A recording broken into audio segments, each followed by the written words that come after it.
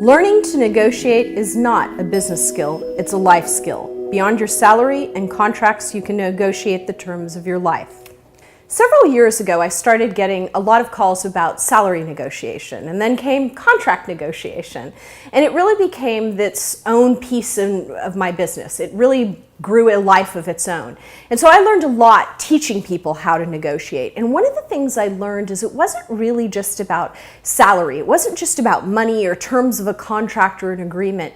There was something larger at work here. And some of it was the discomfort of negotiating for yourself. Interestingly enough, when women have to negotiate for other women, they will negotiate at a higher rate than they would negotiate for themselves. Now, this is really important information because what it says is that we don't actually negotiate at the highest possible rate for ourselves for whatever reason.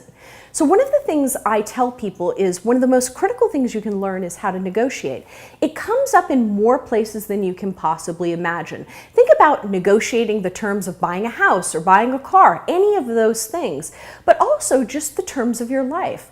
When you're working, it's not always about money. It's about, I'd like to work 4 days a week, but I'd like to get paid for 5 because I'm hyper productive and I know that I'm going to deliver the same quality of work in 4 days than somebody else will at 5. That's not really about money. That's negotiating the terms of your life. Or think about, how you negotiate with friends or your partner or your family about the division of labor in your home. How well do you actually ask for what you need? How well do you actually conduct those conversations? I can't say enough about learning to negotiate. And there are a couple of basic rules that I'd first like to share with you before I ask you to go and negotiate something on your own. One is it's really important that the negotiation is not emotionally charged. If you go in feeling anxious or angry or upset, then what happens is it really compromises the quality of the negotiation. You want to go in feeling settled, feeling at peace, to the best of your ability. Breathe your way through it. Go prepared.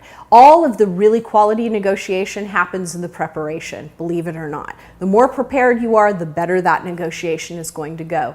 It's not about blaming. It's not about saying you're doing this and I deserve that. It really is about making a case for yourself. So go in prepared, set aside a time to have the conversation, and really ask for what you need. It's not about getting more than you need, it's about getting what's fair for yourself in all of the terms of your life. I'm never looking to get more than my share. I want it to be a win-win for anyone that I'm negotiating with. But you really need to start from a place of feeling worthy and decide that you're an excellent negotiator because you're going to learn how to negotiate. We'll have lots of information along the way about negotiation because it is such a critical skill.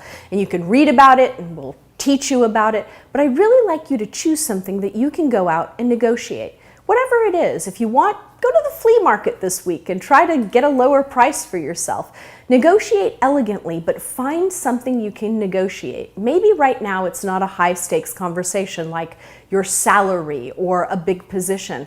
Maybe it's something quite small, like, I don't know, better terms on something. But I'd like you to choose something today that you're going to negotiate within the next week. And really approach it with excitement and enthusiasm as an opportunity to really develop and hone this skill rather than something you're afraid of or think you can't do. Your mere attitude towards it will change the actual outcome. So go find something you're going to go negotiate and go negotiate the terms of your life.